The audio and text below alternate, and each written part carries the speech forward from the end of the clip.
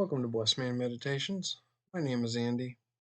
On this channel, I take you through multiple videos related to a biblical Christian worldview.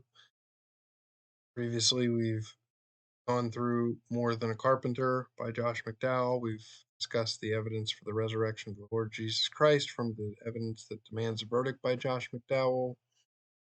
Currently, I'm going through a series on Norm Geisler and Frank Turek's I Don't Have Enough Faith to Be an Atheist. This is the next installment in that book.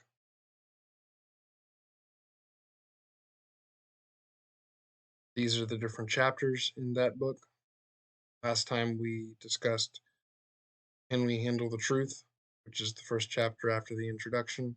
This time we will discuss what's listed as number 3 there. Why should anyone believe anything at all? If you have found value in my work, please consider supporting my ministry by purchasing my published work. It is this volume on the first 30 chapters of the Book of Psalms. It's available where books are sold. The publisher is Zulon Press. The title is Pinnacles and Plateaus, Meditations with the Psalmist. Why should anyone believe anything at all? That's the title of Chapter 2, and I don't have enough faith to be an atheist. Author and speaker James Sire conducts a seminar for college students that attracts large audiences. The title of that seminar is Why Should Anyone Believe Anything at All? In the seminar, Sire shows that people believe what they believe for sociological reasons, psychological reasons, religious reasons, or philosophical reasons.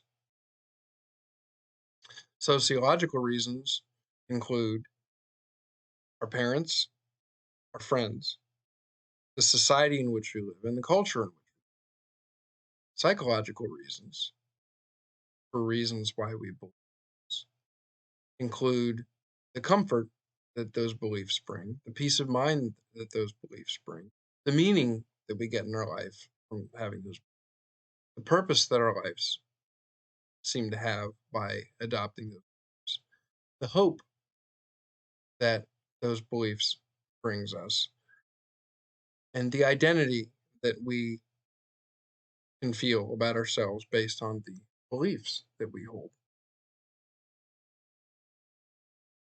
In addition to sociological and psychological reasons, people believe things for religious reasons, based on a certain source of religious scripture. Christians have the Bible, Muslims have the Quran, Mormons have the Book of Mormon, for instance. In addition, a certain pastor or priest or guru or rabbi or imam can be very convincing and can help someone adopt religious reasons for why they should believe something. Likewise, a certain church or other body of believers in a certain religion can hold persuasive influence over someone and can lead them to adopt beliefs. So people can believe things for those religious reasons. In addition, people can believe what they believe for philosophical reasons. Beliefs can provide consistency, coherence, and completeness. And philosophical reasons will have the best explanation of all the evidence. Beginning on the left, Sire goes through the reasons in each category and asks the students, is that a good reason to believe something? Is it sufficient to believe something just because your parents did, or just because your friends do, or just because your society does, or just because your culture does? Is it sufficient to believe something because of the comfort, peace of mind, meaning, purpose, hope, identity that it brings you? Is it sufficient to believe something just because somebody else believes it, such as, or some book teaches it? Is it sufficient to believe something because of what it does to your life? Is that sufficient? Let's do that now together. Just because your parents believe something, is that good enough reason for you to also believe it? No, obviously not, because parents can sometimes be wrong. Should people believe something just because it's accepted culturally? No, not necessarily. The Nazis had a culture that accepted the murder of all Jews. Sure didn't make that right. Are psychological factors such as comfort or peace of mind enough reason to believe something? Comfort is not a test of truth. We might be comforted by the belief that there is a God out there who cares for us, but that doesn't necessarily mean that he really does exist. A junkie might find comfort by using a certain drug, but that drug that brings the junkie comfort might actually kill them. So truth is important because there can be consequences when we're wrong.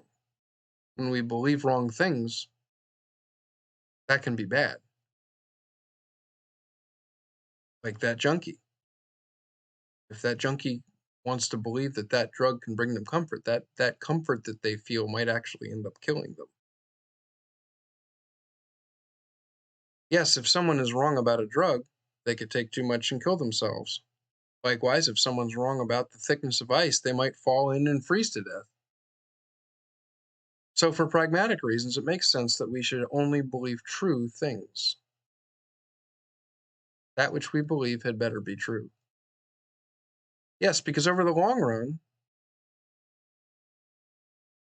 truth protects and error harms. We should believe true things. Sociological and psychological reasons alone are not adequate grounds to believe something. What about religious reasons? Some believe the Bible, some believe the Quran, some believe the Book of Mormon. Some follow priests, some follow gurus, some follow rabbis, some follow imams. Some believe anything that their church leadership will say. Is it sufficient to believe something just because someone in religious authority or because a book says to believe that thing? Common sense should tell most people, no, that's not sufficient. For example, different books, the Bible and the Quran, contradict each other. If one is right, then the one that contradicts must be wrong. The only other option is that both are wrong. So how could anybody make a reliable decision? Well, I've heard this objection from skeptics, one in particular, that all the different religions say such conflicting things. It's almost as if it's easier just not to believe anything at all because of all the contradictions among the various systems. Well, we would need reliable proofs outside of the so-called scriptures to help us discover which book, if any book, is true. The classical sense of the word philosophy refers to finding truth through logic, evidence, and science. We have to find out whether something is worth believing if it's rational, if it's supported by evidence, and if it best explains all the data. Is what we believe rational? Is it supported by evidence? And does it explain all the data that we have? To help us on our journey to find the truth, apologists come alongside to show how good reason and evidence support or contradict a particular belief. Any teaching, religious or otherwise, is worth trusting only if it points to the truth. Apathy about truth can be dangerous. Believing error can be deadly, both temporarily and, if one of a number of religious teachings are true, eternally as well. If a religious system that teaches eternal life happens to be true, then believing the opposite of the system that teaches eternal life can exclude people from receiving that eternal life. So that can be the eternal deadly consequence of believing error. Many beliefs that people hold today are not supported by evidence, but only by the subjective preferences of those holding them. As Pascal said, people almost invariably arrive at their beliefs not on the basis of proof, but on the basis of what they find attractive. But truth is not a subjective matter of taste. Truth is an objective matter of fact. In order to find truth, one must be ready to give up subjective preferences in favor of objective facts. Facts are best discovered through logic, evidence, and science. Did you hear that? I'm tired of hearing skeptics say Christians don't believe in science. That's false. Christians who are not ignorant realize that science, done well, science is only possible because God exists, by the way. God created a universe that is set up such that facts can be discovered through investigation. Facts are best discovered through logic, evidence, and science. And the evidence, because we live in a theistic universe, as we will see as we go through this book, because we live in a theistic universe, things can be discovered. We can get answers to science because we live in a theistic universe, despite what the skeptics will tell us. While using logic, evidence, and science seems the best way to get at truth, there are some who will still object, should we use Eastern or Western logic? A famous Christian apologist who used to travel the world giving evidence for the Christian faith. At one of the apologist events, during the question and answer period, the apologist was assailed for not understanding Eastern logic. The apologist was asked by someone asking a question, your presentation about Christ claiming and proving to be the only way to salvation is wrong for people in India because you're using either or logic. In the East, we don't use either or logic. That's Western. In the East, we use both and logic. So salvation is not either through Christ or nothing else, but both Christ and other ways. So went the objection. The apologist found this ironic because the apologist grew up in a location where Eastern logic would have been the norm.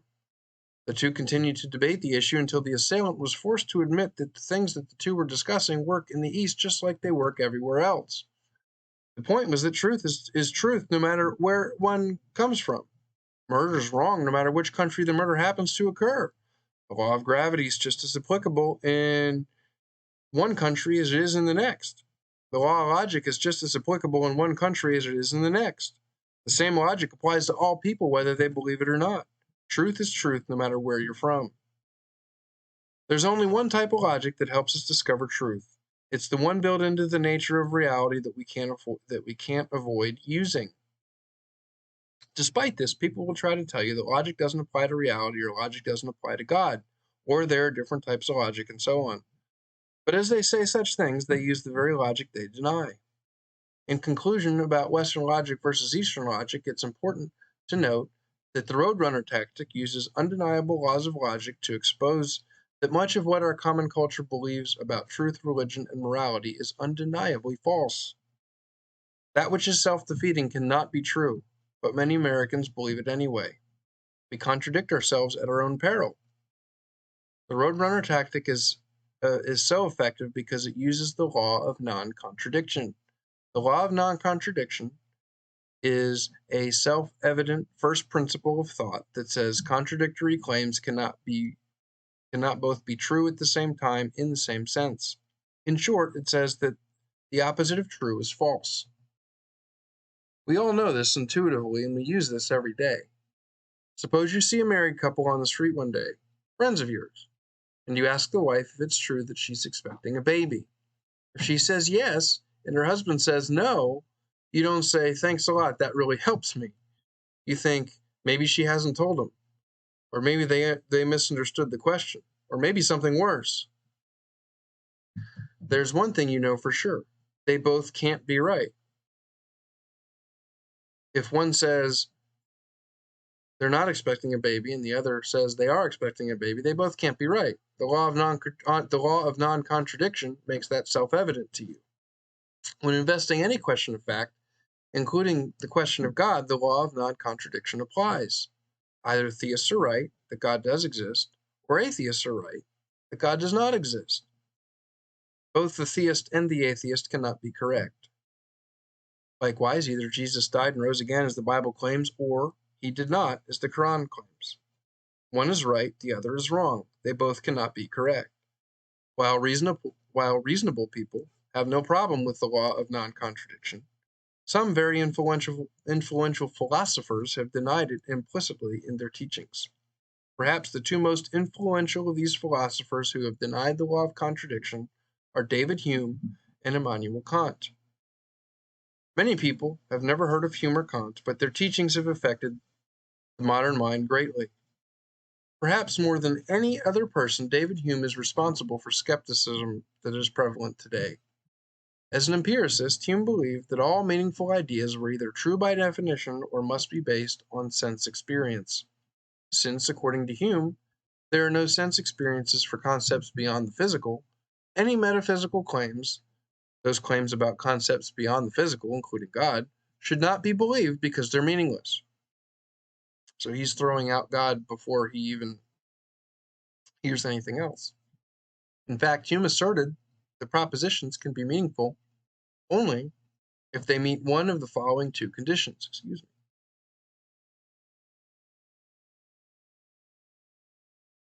The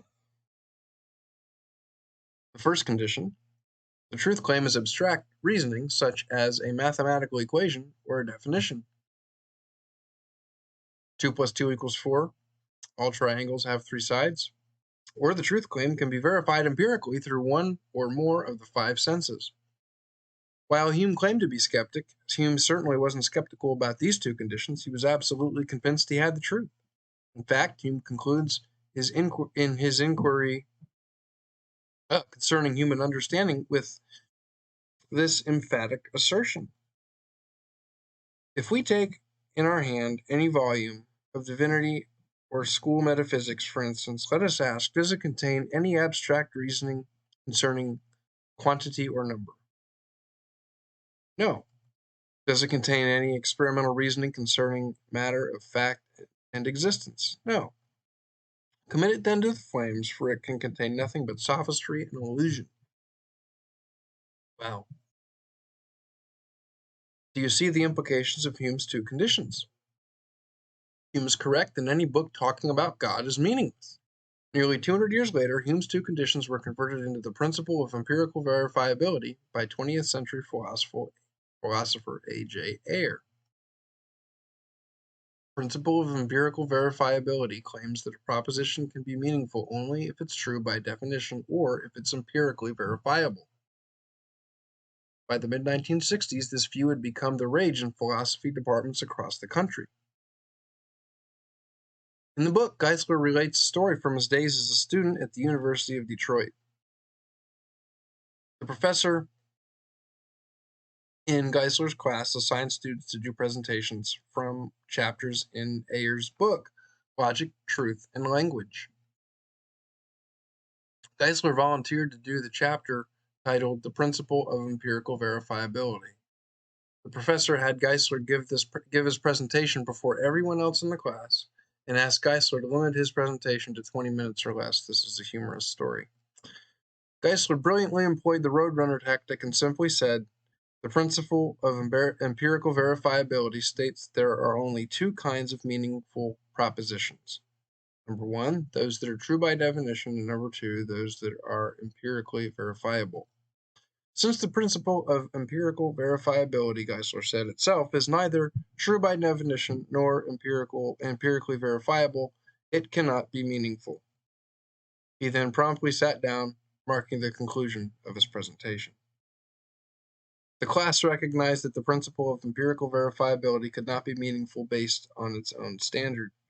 The professor refused to admit the error of his self-defeating proposition. The professor suppressed the truth and held to his proposition.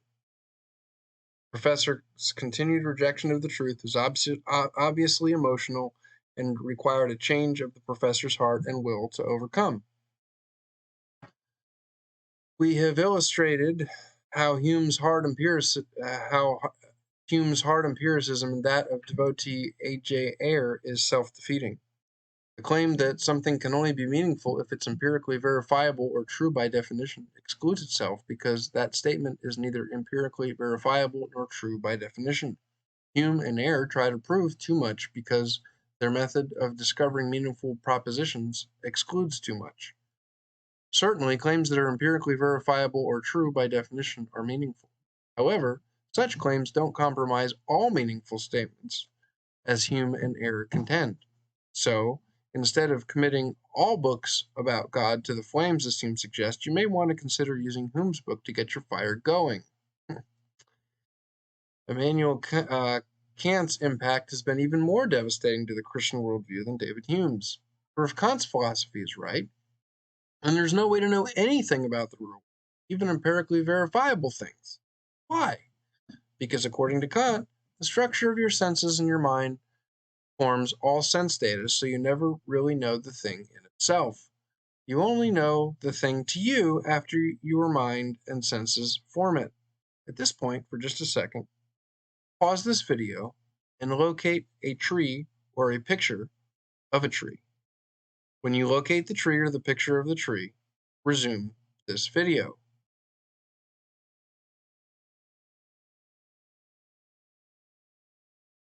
Kant is saying that the tree that you think that you're looking at appears the way it does because your mind is forming the sense data you're getting from that tree.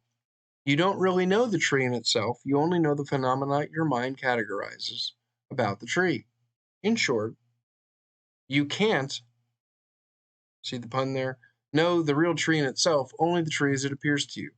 So why is it that the average person on the street doesn't doubt what he sees with his own two eyes, but supposedly brilliant philosophers do doubt what they see with their own two eyes?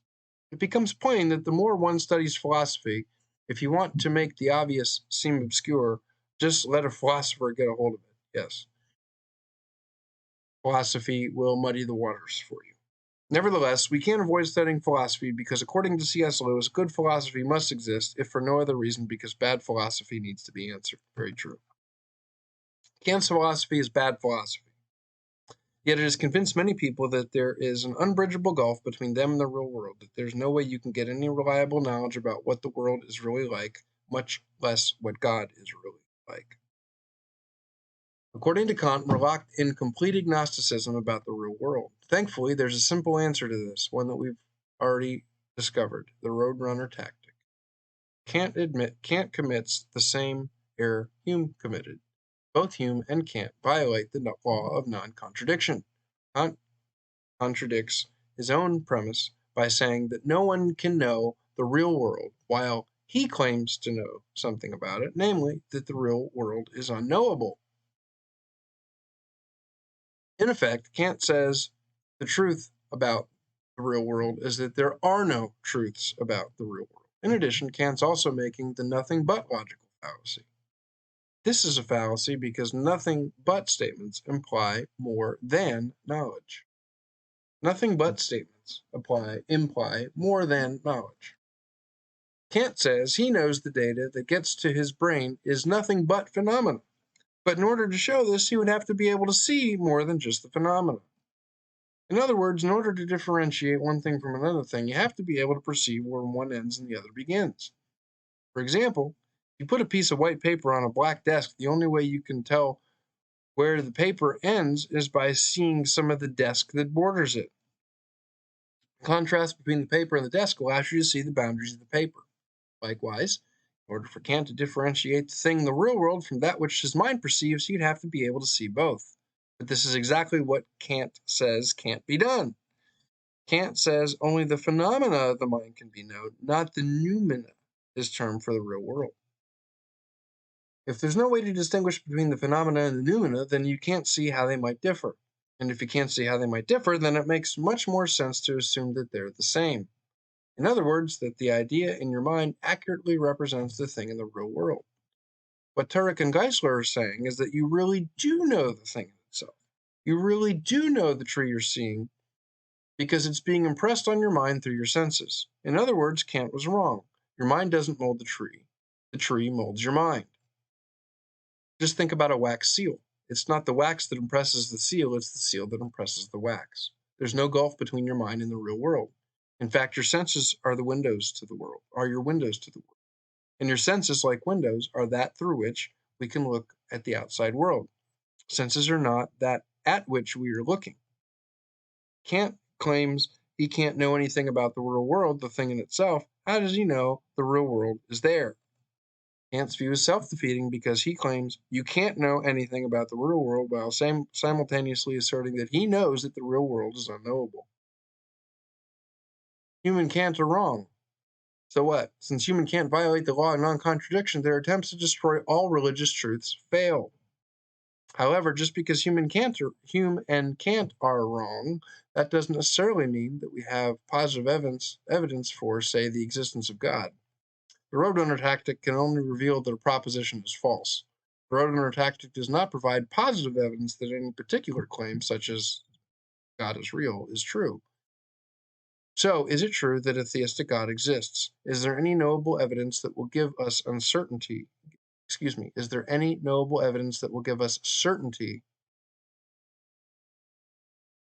one way or the other? Is there any knowable evidence that will give us certainty one way or the other?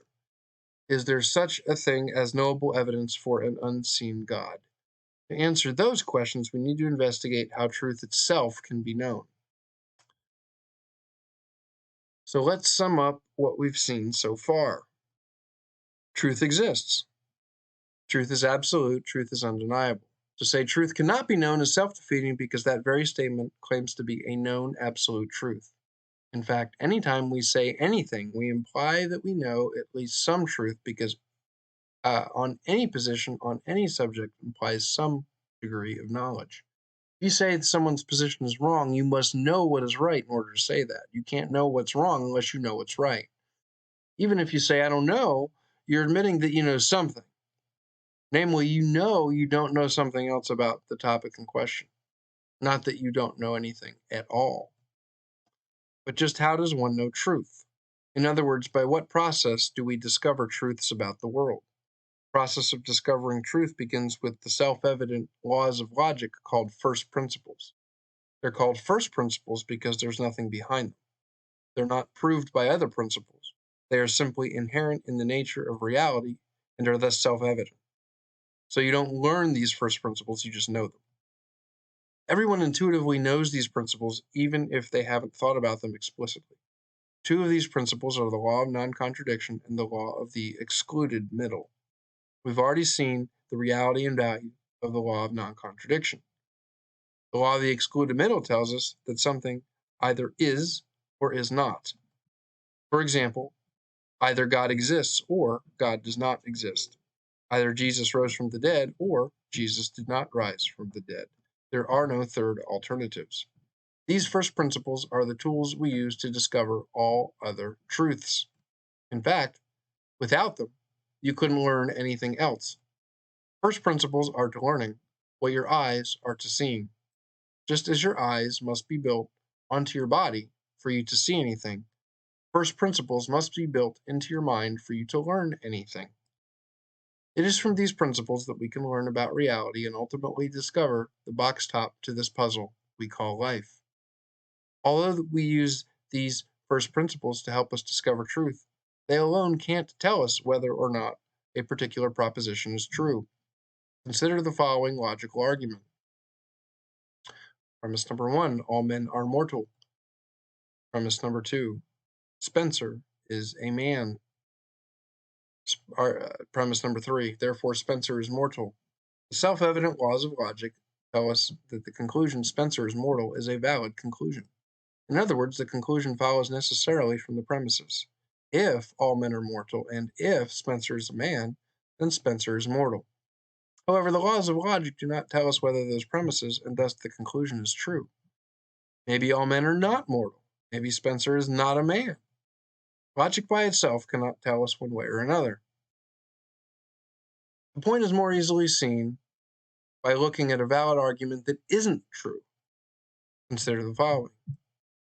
Premise number 1, all men are four-legged reptiles. Premise number 2, Zachary is a man. Premise number 3, therefore Zachary is a four-legged reptile. Logically, the argument's valid, but it obviously isn't true. The argument's valid because the conclusion follows from the premises, but the conclusion is false because the first premise is false. In other words, an argument can be logically sound but still be false because the argument's premises do not correspond to reality. So logic only gets us so far. Logic can tell us that an argument is false, but it cannot tell us by itself which premises are true. How do we know that Zachary is a man? How do we know that men are not four-legged reptiles? We need more information to discover those truths. We get that information from observing the world around us and then drawing general conclusions from those observations. When you observe something over and over again, you may conclude that some general principle is true. For example, when you repeatedly drop an object off a table, you naturally observe that the object falls to the floor. If you do that enough, you finally realize that there must be some general principle in place known as gravity. This method of drawing conclusions from specific observations is called induction. Induction is commonly equated with the scientific method. In order to be clear, we need to distinguish induction from deduction. The process of lining up premises in an argument and arriving at a valid conclusion is called deduction. That's what was done in the arguments earlier in this chapter. But the process of discovering whether the premises in an argument are true requires induction. Much of what you know by induction. In fact, you've already used induction intuitively to investigate the truth of the premises in the arguments presented earlier. Namely, you determine that since every man you've observed has been a two-legged mammal, man Zachary cannot be a four-legged reptile. You did the same thing with Spencer's mortality. Since all men you've heard about ultimately die, you made the general conclusion that all men are mortal, including a specific individual man named Spencer. These conclusions, two-legged men, gravity, and human mortality, are inductive conclusions. Most conclusions based on induction cannot be considered absolutely certain, but only highly probable. For example, you're absolutely 100% certain that gravity makes all objects drop? No, because you haven't observed all objects being dropped. Likewise, are you absolutely certain that all men are mortal? No, because you haven't observed all men die. Perhaps there's someone somewhere who hasn't died or will not die in the future. So if inductive conclusions are not certain, how can they be trusted? If inductive conclusions are not certain, can they be trusted? Yes, but to varying degrees of certainty. As we've said before, since no human being possesses infinite knowledge, most of our inductive conclusions can be wrong. There's one important exception. It's called the perfect induction, where all the particulars are known. For example, all the letters in this page, all the letters on a page in a book are black. This perfect induction yields certainty about the conclusion because you can observe and verify that every letter on the page in the book is indeed black. But even when we don't have complete or perfect information, we often have enough information to make reasonably certain conclusions on most questions in life. For example, since virtually everyone has been observed to die, your conclusion that all men are mortal is considered true beyond a reasonable doubt. It's 99% sure, but it's not beyond any doubt. It takes some faith, albeit a very small amount of faith, to believe that all men are mortal. The same can be said for concluding that gravity affects all objects, not just some. In other words, we can be sure beyond a reasonable doubt, but not sure beyond all doubt. So what does observation and induction have to do with discovering God's existence? Everything. In fact, observation and induction help us investigate the ultimate religious question. Does God exist? But how can we use observation to investigate an unobservable being called God? If God is invisible and immaterial, as most Christians, Jews, and Muslims claim, then how can our senses help us gather information about this invisible, immaterial being called God? We use induction to investigate God the same way we use induction to investigate other things we can't see. This is very important. By observing their effects. We can know that gravity is there by watching something fall to the ground. So we can investigate God by observing God's effects. For example, we can observe gravity by witnessing something fall. We can observe gravity's effects. We can't observe the human mind directly, but only its effects. Those effects, we can make a rational inference to the existence of a cause. In fact, the video that you're now listening to or watching is a case in point. Why do you assume that this video is an effect of a human mind? Because all of your observational experience tells you that a video is an effect that results only from pre-existing intelligence. An author or a creator or a producer had to use intelligence to create this content. A human intelligence had to create the content that created the book that is the inspiration behind this presentation. You've never seen wind. You've never um, you've never seen wind, rain, or other natural forces produce a video. You've only seen people produce a video. So, despite the fact that you didn't see anyone creating this video, you've concluded that it must have had at least one author, creator, or producer. By reasoning that this video has an author, a creator, or a producer, you're naturally putting observation, induction, and deduction together. If we were to write out your if we were to write out your thoughts in logical form, they would look like this deductive argument. All videos have at least one author or creator or producer. It's premise number one, and it's based on inductive investigation. Premise number two, this is a video. It's a premise based on observation. Premise number three, therefore, this video has at least one author, one creator, or one producer. That's the conclusion of the argument. You know the argument's valid because of deduction, and you know the argument is true because the premises are true, which you have verified through observation and induction. Now, here's the big question. Just as a video requires pre-existing human intelligence, are there any observable effects that seem to require some form of pre-existing supernatural intelligence? In other words, are there effects that we can observe that point to God? The answer is yes. And the first effect we see is the universe itself. An investigation of the universe's beginning is the next step on our journey to discover the box top. But before we look at the evidence for the beginning of the universe, we need to address one more objection to truth, and that is, so what? Who cares about truth? Many of us are ignorant and apathetic about truth, but not when it comes to money, medicine, or other tangible items. Many people are ignorant and apathetic about truth in morality and religion. Since you're listening to this presentation, you must not be one who is apathetic about truth in morality and religion. Are the people who are apathetic about truth and morality and religion correct? Or does truth and morality and religion really matter? The answer is that it really matters. But how do we know that it really matters? First, even though people may claim that truth and morality doesn't matter, they don't really believe that when someone treats them immorally. For example, they might claim that lying isn't wrong, but just watch how morally outraged they become when they get lied to. Morality undergirds virtually everything we do. Morality financially, socially, psychologically, spiritually, and even physically affects us. The second reason for why truth and morality matters is because success in life often depends on moral choices we make. These include choices regarding sex, marriage, children, drugs, money, business dealings, and so on. Some choices bring prosperity, while other choices bring ruin. A third reason why truth and morality matters is that all laws legislate morality. The question is, whose morality will be legislated by certain laws? Think about it. Every law declares one behavior right and the opposite behavior wrong. That is morality. Whose morality should be legislated on issues such as abortion or euthanasia? These are issues that directly impact the lives and health of real people. If it's morally wrong to kill innocent people, shouldn't that truth be legislated? Likewise, whose morality should be legislated on other issues of public policy that may affect your life, health, or finances?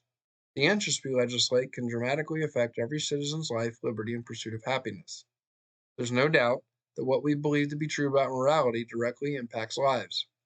Did it matter that the U.S. Supreme Court, as reflected in the 1857 Dred Scott decision, believed that blacks were not citizens but the property of slave owners?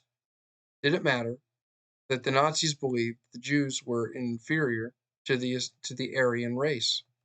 Does it matter today what we think about the moral status of people in other racial or religious categories? Of course it matters. Truth and morality matters. What about truth and religion? That truth can impact us even more profoundly than truth and morality. The truth about religion can impact us even more profoundly than truth and morality. A fellow naval officer helped Frank Turek realize this back in 1988 when Turek was a new Christian. At that time, they were deployed with a U.S. Navy flight crew to a Persian Gulf country. It was near the end of the Iran-Iraq War, and tensions were still high. One day, they were pondering life and mortality more seriously, as one does when they're at war. They were talking about God and the afterlife. During the conversation, Turek's friend, referring to the Bible, said, "I don't believe the Bible, but if it is true, then I'll be in big trouble." Of course, Turek's friend was right. If the Bible is true, then Turek's friend has chosen an unpleasant eternal destiny. In fact, if the Bible's true, then everyone's eternal destiny can be read from its pages. On the other hand, if the Bible's not true, then many Christians are unwittingly wasting a lot of time, money, and in some cases, even their lives by preaching Christianity in hostile territories. Either way, truth in religion matters. It also matters if some other religion is true. For example, if the Quran is true, then a Christian like me is in just as much eternal trouble as Turek's non-Christian Navy friend. On the other hand, if the atheists are right, then we might as well lie, cheat, and steal to get what we want, because this life is all there is, and there are no consequences in eternity. But let's temporarily forget about eternity and consider the temporal implications of religious teachings around the world. In Saudi Arabia, some school children are being taught that Jews are pigs and that non-Muslims, otherwise called infidels, should be killed. While thankfully a majority of Muslims do not believe that non-Muslims should be killed, militant Muslims teach that type of jihad straight from the Quran. Is it really true that there's a God named Allah up there who wants Muslims to kill all non-Muslims, which probably includes you? Does this religious truth matter? It does when those kids grow up to fly planes into buildings and blow themselves up in populated areas. Wouldn't it be better to teach them the religious truth that God wants them to love their neighbor? The Saudis may be teaching that Jews are pigs, but in America, by means of a one-sided biology curriculum, we teach kids that there's really no difference between any human being and a pig. After all, if we're really the product of blind natural forces, if no deity created us with any special significance, then we are nothing more than pigs with big brains. Does this religious, atheistic truth matter? It does when kids carry out its implications. Instead of good citizens who see people made in God's image, we're producing criminals who see no meaning or value in human life. Ideas have consequences. On the positive side, Mother Teresa helped improve conditions in India by challenging the religious beliefs of many in the Hindu culture. The Hindu belief in karma and reincarnation leads many Hindus to ignore the cries of suffering. Why? Because they believe that those who suffer deserve their plight for doing something wrong in a previous life. So if you help suffering people, you interfere with their karma. Mother Teresa taught Hindus in India the Christian principles of caring for the poor and suffering. Does that religious idea matter? Ask the millions of people who Mother Teresa helped. Does the religious teaching of karma matter? Ask the millions who are still suffering. The bottom line is this: regardless of what the real truth is concerning religion and morality, our lives are greatly affected by it today and perhaps even in eternity. Those who cavalierly say, "So what? Who cares about truth and morality, religion?" are ignoring reality and are blindly skating on thin ice. We owe it to ourselves and others to find the real truth and then act on it. So let's get started with the question, does God exist? In summary, people often get their beliefs from their parents, friends, childhood religion, or culture. Sometimes they simply formulate their beliefs on the basis of their feelings alone. While such beliefs could be true, it's also possible that they may not be true. The only way to be reasonably certain is to test beliefs by evidence. And that is done by utilizing sound philosophical principles, including those found in logic and science. Logic tells us that opposites cannot be true at the same time and in the same sense. Logic is part of reality itself. and is thus the same in America, India, and everywhere else in the universe. By use of the Roadrunner tactic, we can see that Hume is not skeptical about skepticism and Kant is not agnostic about agnosticism. Therefore, their views defeat themselves. It is possible to know truths about God. Many truths about God can be known by God's effects, which we can observe. Through many observations, induction, we can draw reasonable conclusions, deductions about the existence and nature of God. Truth and morality in religion has temporal and maybe even eternal consequences. Apathy and ignorance can be fatal. What you don't know or don't care to know can hurt you.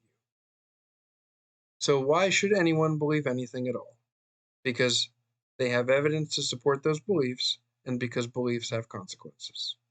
Next time, we will look at Chapter 3 in I Don't Have Enough Faith to Be an Atheist. Chapter 3 in I Don't Have Enough Faith to Be an Atheist by Frank Turek and Norm Geisler is entitled In the Beginning, There Was a Great Surge. And surge is an acronym, and we will get into that next chapter. Thank you for watching. Please like, comment, and subscribe. Please consider supporting my ministry by purchasing my published work, the volume on the first 30 chapters of the book of Psalms, Pinnacles and Plateaus, Meditations with the Psalmist. And I hope you have a blessed rest of your day.